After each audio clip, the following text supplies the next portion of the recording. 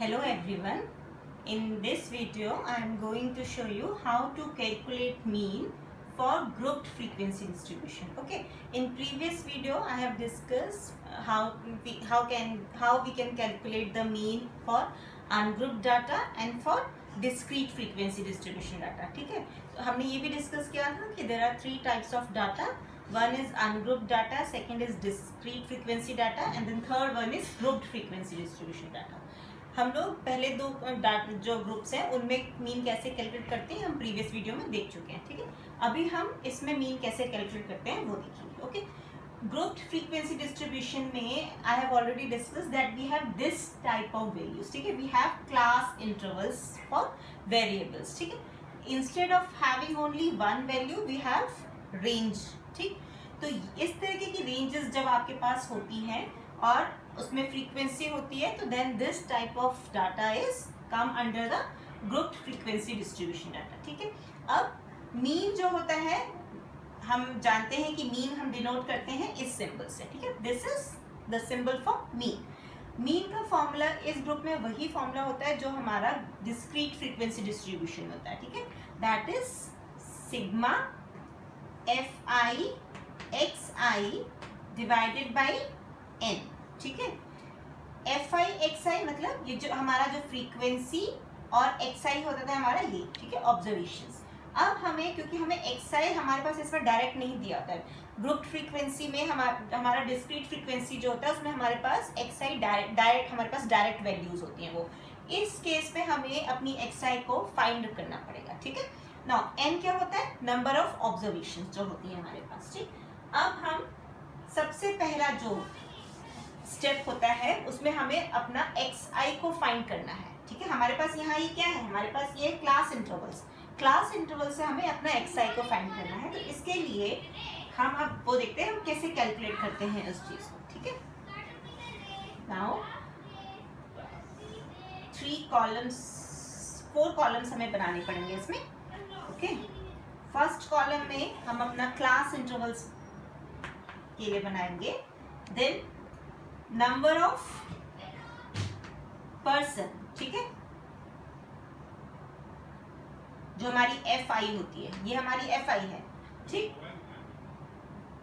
इसके बाद हमारा आता है क्लास मार्क या फिर हमारा मिड पॉइंट. ठीक. इसमें हमें अपने क्लास मार्क या फिर मिड पॉइंट को हमें निकालना है. Mid point. और ये मिड पॉइंट किसका है? हमारे क्लास इंटरवल का. यहाँ पे जो हम निकालेंगे उस वैल्यूज को हम डिनोट करते हैं अपनी एक्स आई से. ठीक है. फाइनली हमें अपना एफ आई और एक्स आई का प्रोडक्ट निकालना है.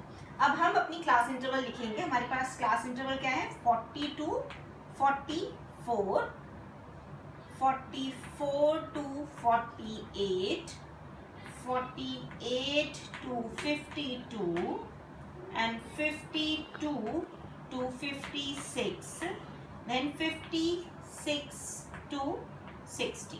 ठीक है.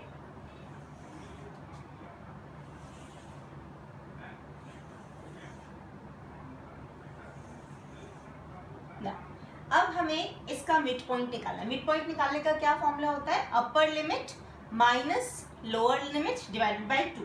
तो इसमें हमारा अपर लिमिट क्या है? इस ग्रुप में 44 जो है वो हमारी अपर लिमिट है. लोअर लिमिट क्या है? 40 इस रेंज की. तो हम 44 प्लस 40 डिवाइडेड बाय 2 करेंगे. ठीक है. तो ये जब हम इसको करेंगे 44 plus 40 divided by 2 this will be 42. ठीक है. सिमिलरली हम इन सब ग्रुप्स क्लास इंटरवल्स के लिए अपना मिड पॉइंट निकालेंगे.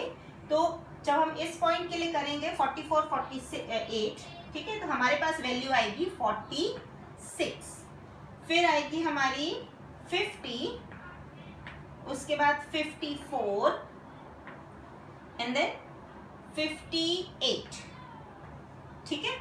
तो ये हमारी एक्स आई की वैल्यू निकल आई. नाउ अब इस ग्रुप में कितनी जो जिस ग्रुप में फ्रीक्वेंसी है हम उस फ्रीक्वेंसी को नोट डाउन करेंगे. इस क्लास इंटरवल में हमारे पास फ्रीक्वेंसी 8 है. इसमें 12 है. इसमें 9 है and then 16 and then 5. Okay. Now we will find the product of F I and X I. ये हमारी एक्स आई की वैल्यू निकल गई और ये हमारी एफ आई की है. ठीक है. तो 8 into 42 8 into 42. This will be 8 to the 16, 1 ऊपर कैरी, 8 for the 32 and 33. ठीक है, 336. सिमिलरली हम इसको मल्टीप्लाई करेंगे 12 into 46. This will be 552. 9 into 50 करेंगे, this will be 450. ठीक है, 16 into 54, this will be 864. 864.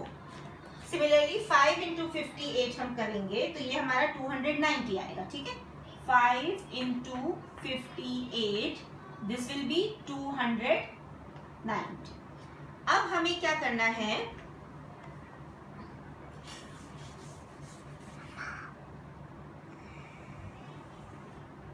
हमें क्या निकालना है, अपना समेशन. यहाँ पे हमसे क्या बात, फॉर्मूले में हमारा क्या है, समेशन ऑफ, जो हमने यहाँ फॉर्मूला लिखा था मैं अब यहाँ लिख देती हूँ. Okay, x bar is equal to sigma f i x i divided by number of observation. Number of observation basically क्या होती है, जो हमारे पास फ्रीक्वेंसी होती है, जितनी हमारे पास फ्रीक्वेंसी है. Summation of number of observation is equal to summation of frequency. ठीक है, तो जब हम इसको ऐड करेंगे, इन पूरे नंबर्स को 8 + 12 + 9 + 16 + 5, इसको जब आप कैलकुलेट करोगे तो हमारे पास जो वैल्यू आएगी that will be fi is equal to 50. ठीक है, नाउ अब हमें fi और xi का भी समेशन निकालना है. Summation of fi xi is equal to, ये जितनी भी वैल्यूज हमारे पास निकली हैं इसको हमें ऐड करना है. तो हमारे पास जो वैल्यू आएगी वो होगी 2492. ठीक है, 2492. ओके, तो ये हमारे पास वैल्यू आ गई. नाउ अब हमें क्या, हमें जो हमारे पास दोनों वैल्यूज आ गई हमारे फॉर्मूले की, हम इन दोनों वैल्यूज को अपने फॉर्मूले में पुट ऑन करेंगे. तो this will be 2492 divided by 50.